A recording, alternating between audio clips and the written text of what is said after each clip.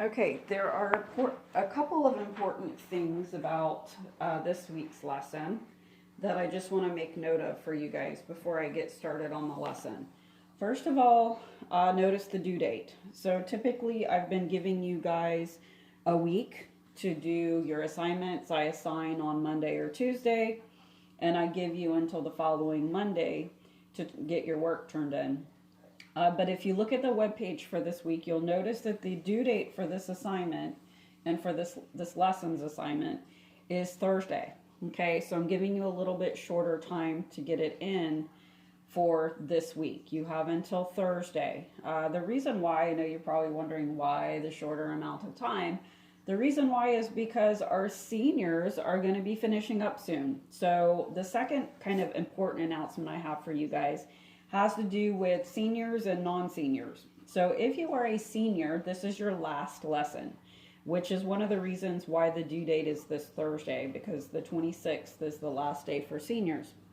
So if you are a senior, I'm working on getting your stuff graded, getting it put into the grade book so that your guidance counselor can kind of finalize and make sure that you're good to go and that you really are going to receive that diploma.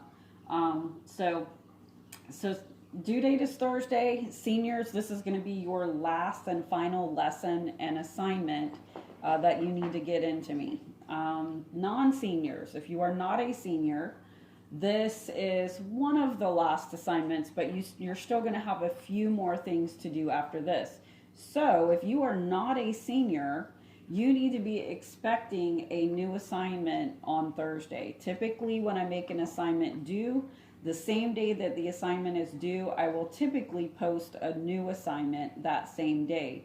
That is going to be the case for you non-seniors, okay? So if you are not a senior, you have until Thursday to watch this video and to do the assignment that goes with it. You need to have that into me by this Thursday, and then expect and be looking for a new assignment to pop up on Thursday. One of the reasons why I'm doing that is because you guys have a long weekend this weekend. It's Memorial Day weekend. You've got 3 days there where I know some of you guys may be have certain things planned or whatever. So because I know that you've kind of got a period of time in between there, I'm trying to kind of schedule you guys a little bit easier where you're going to get this week's lesson done a little bit earlier, and then you'll be able to kind of get a head start on next week's lesson. So because I know that you're going to kind of have that long break in between. So do be looking for a new assignment on Thursday, you non-seniors. And then you'll have a couple last things that you'll be doing there at the end to kind of finish up for the year. So that brings us to today's lesson, or this week's lesson. We are moving on to section 7.3, which is on adding and subtracting rational expressions. So far we've talked about what is a rational expression. We know that they're just complicated fractions.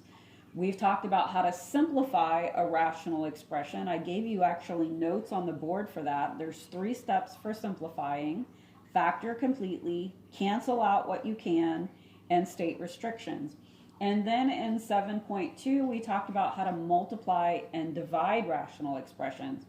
We actually did multiplying and dividing before we did adding and subtracting because it's a little easier. Because to multiply 2 fractions, all you have to do is multiply across. To divide 2 fractions, all you have to do is use your keep, change, flip rule and change it into a multiplication problem. And then again, just treat it like it's a multiplication and multiply across and then simplify. Adding and subtracting is a little bit more complicated because adding and subtracting fractions is a little bit more complicated. The rules are different and they're more complicated. So that's why we saved adding and subtracting until after multiplying and dividing, because yes, we are going to get a little bit harder today. And I'm just going to kind of caution you and warn you, the next section after this is also a little bit harder. So we've kind of done the easy part of chapter 7 and we're moving on to the harder part. The good news is there's only 2 more sections to go. We only have this one and 1 more, and then we're going to be done with chapter 7. But yes, they are going to be harder sections. So if you look in the book, this section starts on page 336. And if you look on that page, you'll see that it starts with really middle school review of how to add or subtract fractions that have like denominators. The reason why they start with that review is because rational expressions are just fractions. So you're going to be using the exact same rules that you should already be familiar with on adding and subtracting fractions today. So quick review. If you have two fractions that have the same denominator, or like denominators is the technical way to say it, all you have to do is add or subtract the top and leave the bottom the same. So in this case, we're just going to do 1 plus 1 is 2. And because the denominators are already like, we leave it the same. And that's just 2 over 2, which is just 1. Subtraction works the exact same way. If I want to subtract 5/4 minus 3/4, I have a common denominator, so all I have to do is subtract the top. 5 minus 3 is 2, and I leave the bottom the same, 2 over 4, which is going to reduce to 1/2. Okay, so adding and subtracting fractions is super easy when they have a common denominator. Now, when they do not have a common denominator, for example, if I were to change this 1/2 to a 1/3, and let's say I wanted to add 1/2 plus 1/3, it's a little bit more complicated now, right? Because I no longer have a common denominator. Adding and subtracting fractions requires a common denominator.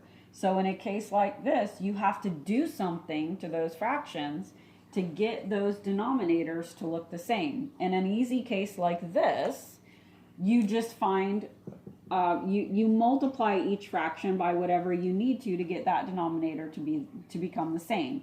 So in this case, you're going to use the number 6, and you're going to multiply the top and the bottom by 3 to make that denominator become a 6. In this case, you're going to multiply the top and the bottom by 2. Okay, why? Well, because if I multiply this by 3 and this by 2, that's going to give me a common denominator of a 6. And whatever I do to the bottom, I must also do to the top. We've been talking about that already when we've been rationalizing our denominators with our radicals and things like that. We have learned that we have to make sure that our fractions stay balanced. We have to do the same thing to the top and the bottom. And then that creates a common denominator here. This is going to become a 3 over 6. This is going to become a 2 over 6. And now this is addable. I now have a common denominator, so I can just add the top and leave the bottom the same. Now we're going to be using that same idea today with rational expressions. They're just going to be more complicated. They're not going to be just simple fractions with just numbers. You're going to have polynomials, you're going to have variables with powers and all kinds of things like that. But you're going to be using the same ideas that you learned back in middle school with working with fractions. Okay, so we're going to do 2 examples today, or sorry, we're going to do 4 examples today in this lesson.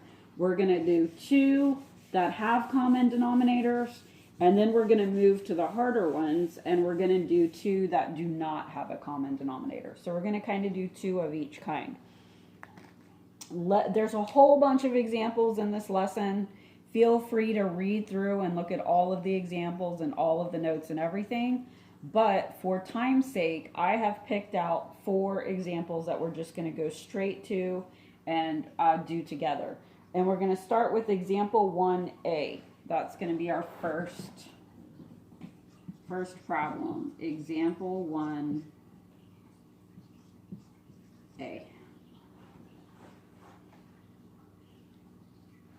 Okay. I'm going to start way over here because we're going to need lots of room for work today. And I hope that this board doesn't get too messy because we're going to be writing a lot of stuff today. This one I don't think is too bad though. So it's x over 4 plus 5 minus x over 4. This one everybody can do. Okay, this is an easy adding rational expressions problem.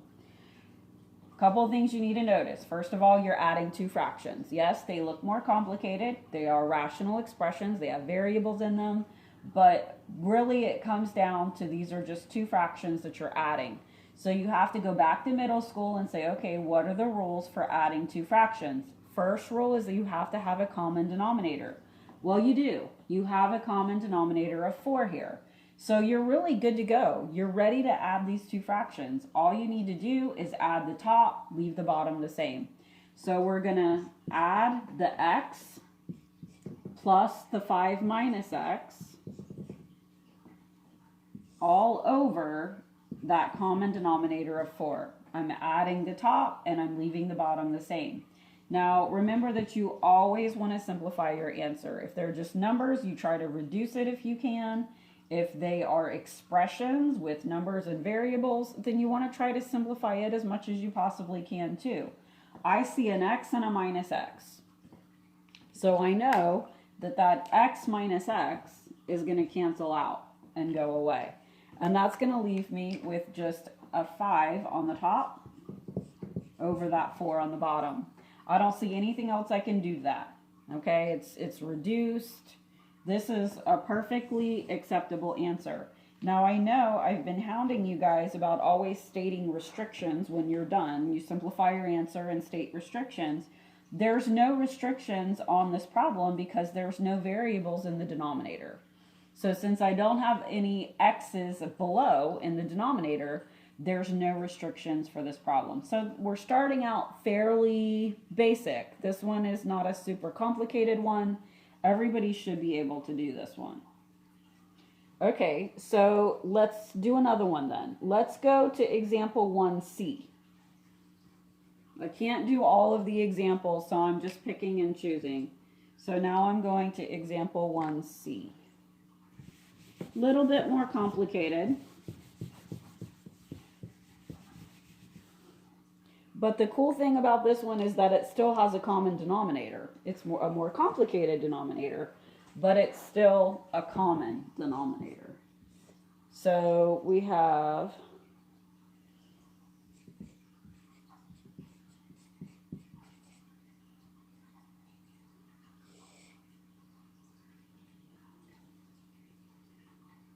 x over x squared minus 2x minus 3 minus 3 over x squared minus 2x minus 3. Here's our problem. Looks a little more complicated, yes, but again, it's two fractions and they're being subtracted. So go back to middle school. Okay, how do I subtract two fractions? I need a common denominator. Do I have a common denominator? Yes, you do. It's complicated looking, but it is a common denominator. It is the same, x squared minus 2x minus 3. So since I have a common denominator here, I can go ahead and subtract these two fractions. And the way that I do that is I just subtract the top. So it's going to be x minus 3 on the top. And I leave the bottom the same, which is that x squared minus 2x minus 3. And then always check your answer and see if you can simplify it. Now this can actually be simplified.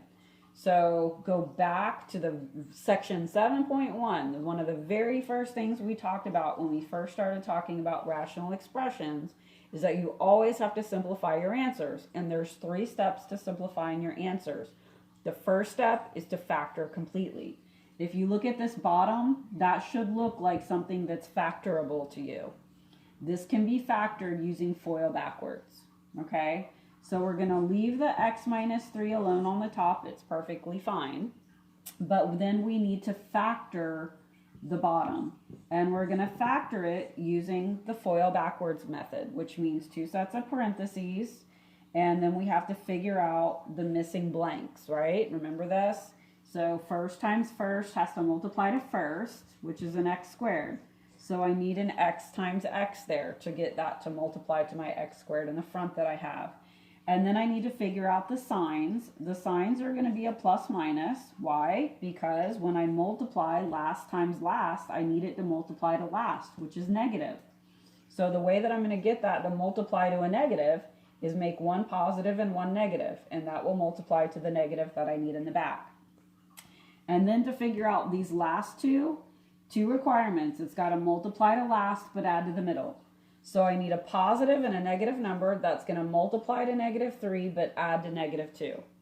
Okay, well, 1 and 3 is going to multiply to 3, and I can get it to add to -2 if I make the 3 negative. So use -3 and +1. That's going to multiply to the -3, and it's going to add to the -2. 1 minus -3 is -2. So it works. If you FOIL it back out, you'll see that it does FOIL back out to this. Okay, so it's factored correctly. The next thing in your 3 steps for simplifying a rational expression, you factor it, done, check. Step number 2 is to cancel out anything that you have in common in the top and the bottom. So I have an x minus 3 in the top, and I have an x minus 3 in the bottom. So you're going to cancel those out with each other. Now, you may be saying, uh-oh, what happened to the top? There's nothing left up there. Well, what's left up there is a 1. If everything cancels out of the top, you fill that blank spot with a 1. Why? Because there's always an imaginary 1 in the front that's being multiplied on. Okay? So if everything cancels out, fill the spot with a 1. And then the only thing left in the bottom is an x plus 1. So final simplified answer is going to be 1 over x plus 1. One last thing you still need to do is state any restrictions on your answer. Now, the last one we didn't have any because there weren't any variables in your denominator. But this one's a little bit more complicated. We do have some variables in our denominator here, which means that you are going to have some restricted values. To find your restricted values, you need to go back to your denominator that has been factored, but before you canceled anything out. Let me say that again. Whenever you are looking for your restricted values, you want to go back to your denominator that has been factored, but before you canceled anything out and let anything just disappear and go away. That's this right here. Okay, this is the factored form of your denominator, but before you let that x minus 3 drop out and go away. So if we look at this, we will see that there are going to be 2 restricted values here. Okay, whatever value makes x plus 1 0 is going to be restricted value, and whatever value of x makes x minus 3 equal to 0 is going to be restricted. So you should kind of be at a point where you can kind of figure this out in your head by now. I can see just by looking that -1 and +3 are going to be my restricted values. Why? Because -1 plus 1 is going to make a 0, and 3 minus 3 is going to make a 0. So I know that if x is -1, that's going to cause that whole bottom to be a 0, which means problem. It's a problem value. We've got to restrict it. It's not allowed. And then 3 is going to do the same thing. If I put in a 3 here for x, that's going to give me a 3 minus 3, which is going to give me a 0 here, and it's going to multiply out to a 0 in the denominator. That's a problem. We've got to restrict that value. Okay? Now, if you are still having trouble figuring out what your restricted values are by just looking, just remember there is a way to figure it out for sure. What you do is you just take each of these factors and you set them equal to 0 and solve. If you take x plus 1 and set it equal to 0 and solve it, you're going to subtract 1 from both sides and you're going to get x equals -1. There's that restricted value right there. The same thing will happen with x minus 3. If you set it equal to 0 and solve, you're going to get x equals 3. So there is a way to find your restricted values by actually setting up equations and solving if you need to. Final answer right here. Here's your answer. Here's your restrictions on that answer. Okay, so we've done 2 examples now. We've done the 2 that have common denominators. Now, if you look at the next page over at page 337, it starts this whole process of talking about least common multiples. It talks about least common denominators. The reason why it starts getting into all of that is to help you be able to find a common denominator when you're trying to add or subtract fractions that don't have a common denominator. For time's sake, though, I'm not going to get into all that, and I'm just going to go straight to an example, and I'm just going to show you how to do it. I don't think we don't need to get that complicated anyway. If you just know the basics of how this should work, you'll be able to figure it out. We don't need to go through a whole bunch of vocabulary and all that. So I'm flipping the page, and I'm now going to page 338. Let's do example 4.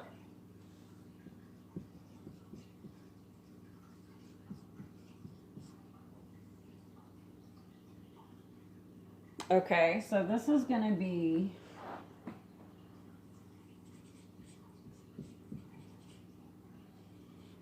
3 over x minus 3 minus 5 over x plus 2.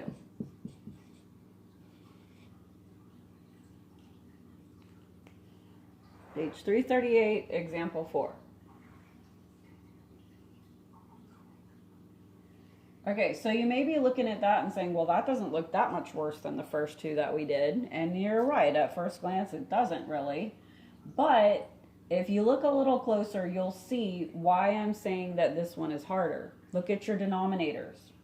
So you're subtracting two fractions. We know we have to have a common denominator, and we don't. One is an x minus 3 and one is an x plus 2. So we can't just subtract the top and leave the bottom the same in this case, because we don't have a common denominator. So this goes back to, okay, well, if you don't have a common denominator, what do? Well, you make a common denominator. You multiply your fractions by whatever you need to get those denominators to look the same. Now let me give you a word of caution here. Some of you guys are going to want to break apart the x and the minus 3 and the x and the plus 2 and treat them like they're separate from each other. They are not, okay? The x minus 3 and the x plus 2, they're factors that go together. You cannot separate the x and the minus 3, and you cannot separate the x and the plus 2. You have to treat them as though they are partners. They're married. They cannot be separated from each other. Okay, so how do we make these two denominators look the same without separating the x's from their numbers that are going with them? Well, here's what you do.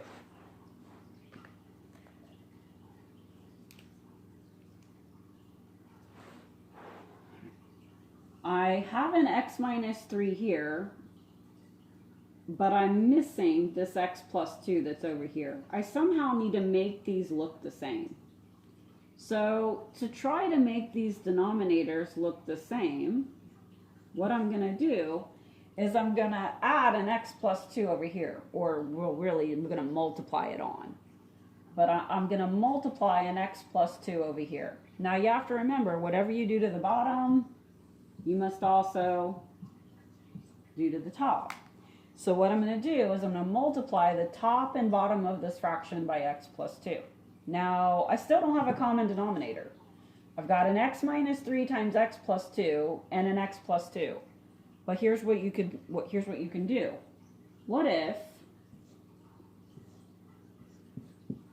I multiplied an x minus 3 to this fraction on the top and the bottom? Now, look at what you have. I multiplied the top and bottom of this first fraction by x plus 2 over x plus 2, perfectly legal. I multiplied the top and bottom of the second fraction by x minus 3 over x minus 3, perfectly legal. I'm multiplying the same thing on the top and the bottom. I can do that. Look at your denominators now. So your factors may be in a different order, but are the factors the same factors? Is this a common denominator? The answer is yes. You do now have a common denominator. X minus 3x plus 2, x minus 3x plus 2. They are the same. Even though they're written in a different order, they are the same denominator. Remember, when you're multiplying, order doesn't matter. 5 times 4 is the same as 4 times 5. So just because the factors are in a different order doesn't mean that they're not different from each other. They're still the same thing. So this is a common denominator now that I have here. Now I know it looks a lot more complicated now. Here's what you need to do to simplify this now. So we need to distribute the 3 here, and we need to distribute the 5 here. Okay, so that's kind of the next step. So let's go ahead and do that. 3 times x is 3x, plus 3 times 2 is 6, over x minus 3x plus 2, minus 5 times x is 5x, minus 15, just distributing there, over, and if I want to change the order now so that the bottom looks the same, I can. I'm just going to switch the order and write it as x minus 3x plus 2. So guess what? You now have 2 fractions here that you want to subtract that now have a common denominator. You can now subtract these 2 fractions. Now let me give you another word of caution.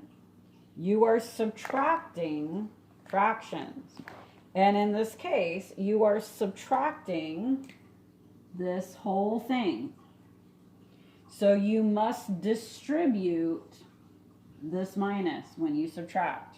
Let me say that again because it's very important and lots of people make mistakes here. We are subtracting 2 fractions that have a common denominator. So we're ready to subtract the top. But we are subtracting this whole thing. So we have to make sure that we distribute the minus and subtract every term. I'm going to write it all out. So we're going to take that 3x plus 6 and we're going to subtract the 5x and we're going to subtract the minus 15. Now what happens when you subtract a minus 15? Well, subtracting a minus becomes a plus. Okay, so 3x plus 6 minus 5x minus negative 15 becomes a plus 15. And this is all over that common denominator of x minus 3, x plus 2. So you have now subtracted your fractions, and now you're at the last part, the simplifying part. So now we just need to simplify our answer. So go ahead and do anything that you can do to simplify this. We can just look at the top. We can combine some like terms. 3x minus 5x we can combine. We can also combine the 6 and the plus 15 together. So let's do that. 3x minus 5x is negative 2x. And 6 plus 15 is 21. All over x minus 3 times x plus 2. Okay, looks a little bit better now. We want to look and see if there's anything else that we can still do to simplify this anymore. Well, typically you want to have everything factored that you can factor. The bottom is already factored. The top doesn't look like it's factorable. Negative 2x plus 21. I don't think there's anything we can do with that. There's no greatest common factor. You can't FOIL it backwards. It's not a difference of 2 squares. I think that everything that can factor is factored already. So that step is kind of done for simplifying. I also don't see anything in common that I can cancel out. There's nothing in the top and the bottom that can be canceled. So I think that we're done. This is as good as you're going to get for this problem. You always want to simplify anything that you can if possible, but this looks like as far as you're going to get with this problem. Okay, and then if you wanted to state restrictions, there's going to be two restrictions. 3 and -2 are going to be your two restrictions. I'm kind of rushing through that last restrictions part at this point because really the main thing is that you know how to do the problem. The restrictions should be the easy part at this point. But yes, there will be two restrictions, 3 and -2. Okay, and this is your answer. Okay, let's do one more. Let's flip the page again and go to page 340 and look at example 6.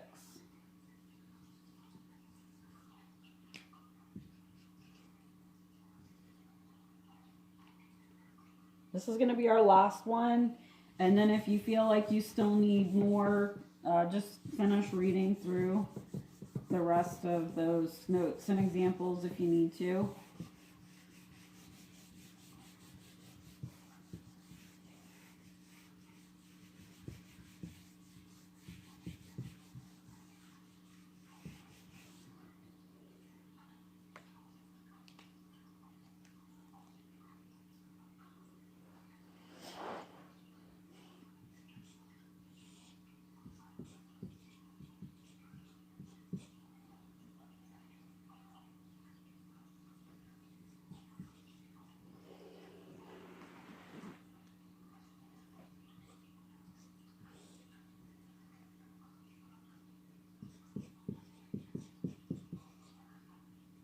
Okay.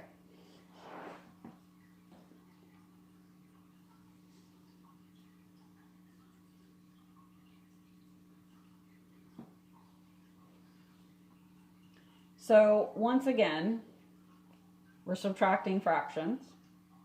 We know that to subtract two fractions, we need a common denominator, and we do not have that here. If you look at your denominators, they do not look the same. So we've got to do something here to make these denominators look the same so that we can subtract these fractions. Now, the next thing you should notice about this problem is that these denominators look factorable. Okay? So if you remember, I also said that you can't break these things apart. You can't treat this like it's an x squared, a -5x, and a 6. You can't do that. It goes together. It must stay together. You cannot separate the terms into separate pieces. So this has to be thought of as one thing, and this has to be thought of as one thing.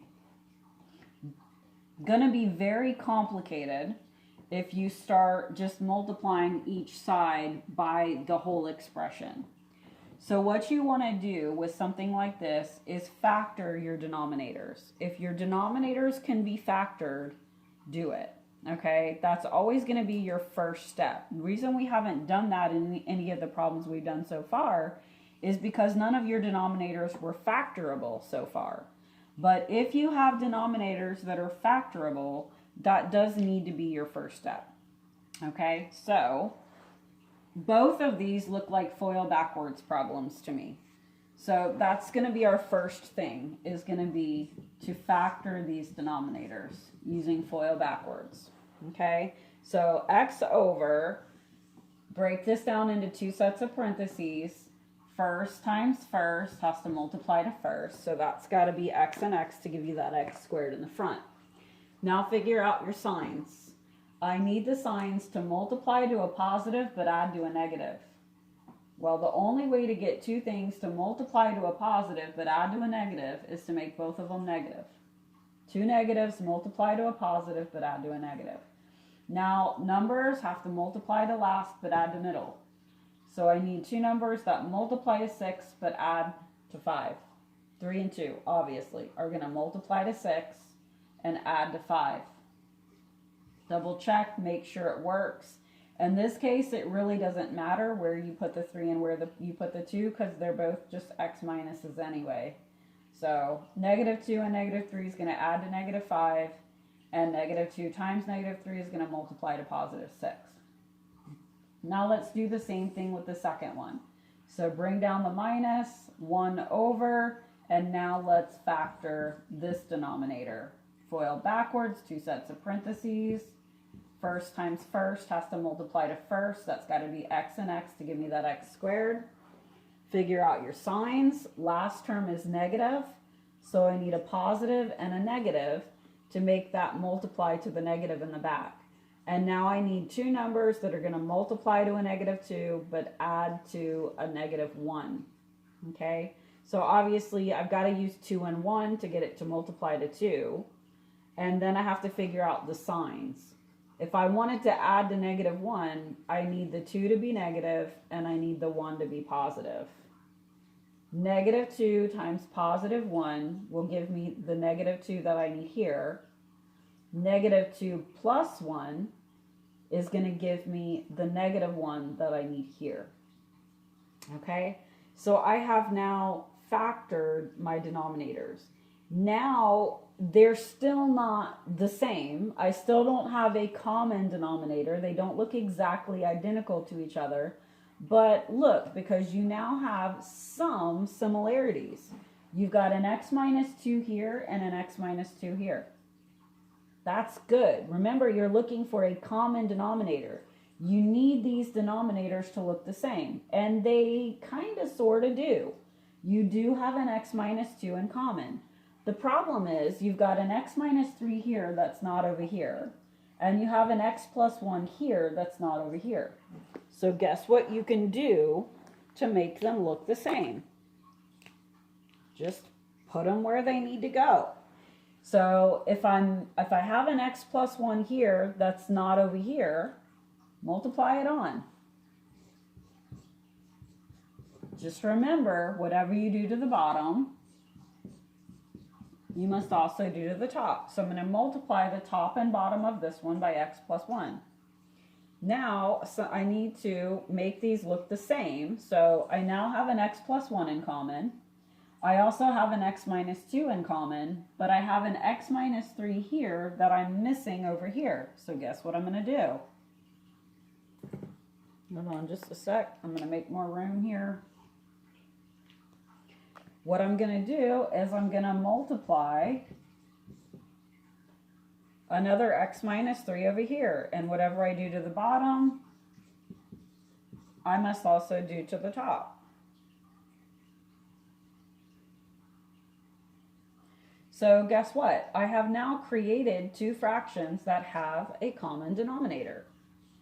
X minus 3, x minus 2, x plus 1. X minus 3, x minus 2, x plus 1. They're not in the same order, but that doesn't matter because we're multiplying anyway. And multiplying order doesn't matter. So as long as you have the same factors and the same factors, then you have a common denominator. Okay? Now it's just a matter of, I've got some simplifying I need to do, and then I can go ahead and subtract these two fractions. We need to go ahead and distribute this x here, and we need, well, I mean, you can distribute a 1, but we know it's just going to give us the same thing back. Okay, so let's do that step. I can already tell I'm going to need some more room on my board here, so I may have to erase and then start again at the top. But let's go ahead and do what we can. So distribute this x. X times x is x squared. Plus x times 1 is just x. All over that common denominator, that denominator, x minus 3, x minus 2, x plus 1. Okay, and then we're going to subtract it from 1 times x minus 3, which is just x minus 3. 1 times x is x, minus 1 times 3 is 3. We just get the same thing back again. And then if you want, you can now rewrite these three factors in the same order as the other one so that it'll look the same. So we're going to move the x minus 3 to the front. And then the x minus 2 is going to stay in the middle. And then the x plus 1 we'll put at the end.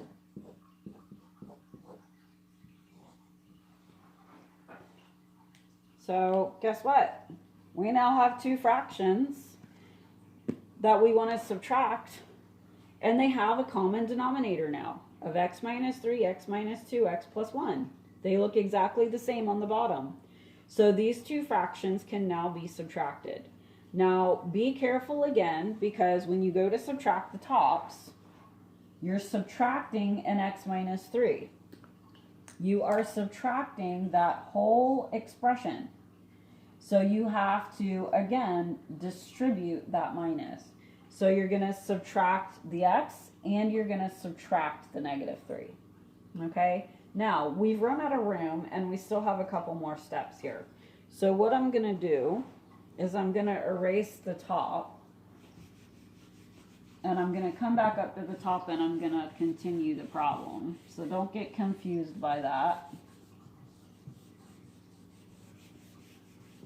If you wrote it down, then you'll have it written down in front of you and you can look back up. So this is where we are now. I'm ready to subtract because I now have a common denominator. So I'm going to subtract the tops. So this top is x squared plus x. And then I need to subtract this top. Now again, be careful guys. You are subtracting both the x and the negative 3. You have to distribute that minus. So I'm subtracting this x and I'm subtracting that negative 3. And once again, when you subtract that negative, it turns into a positive. So I'm really adding 3 there. I'm subtracting an x minus 3, distribute the minus. So subtract the x and subtract the negative 3, which becomes a plus 3.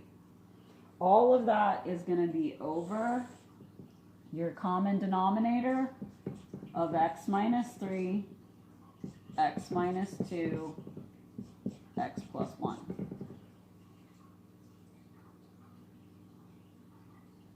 Okay, and now we're ready to just do whatever we can do to simplify this any more. I see a plus x and a minus x, which is a good thing because that means they're going to cancel each other out. Plus x minus x, cancel it out. Bring over the x squared. This went away. This became a plus 3.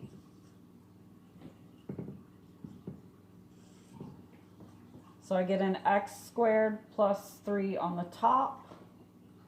The bottom is going to be an x minus 3, x minus 2, x plus 1. Don't ever try to multiply all that out, guys. It'll be a nightmare. You could, yes, you could multiply that out. You could FOIL this and then you could distribute it to the x plus 1. You do not need to do that. Leave it in factored form. There's no need to distribute and FOIL all that out. Leave it factored, okay? So we're just gonna let that stay factored all the way through every step of this problem. It is gonna stay in factored form, okay? So now we're here.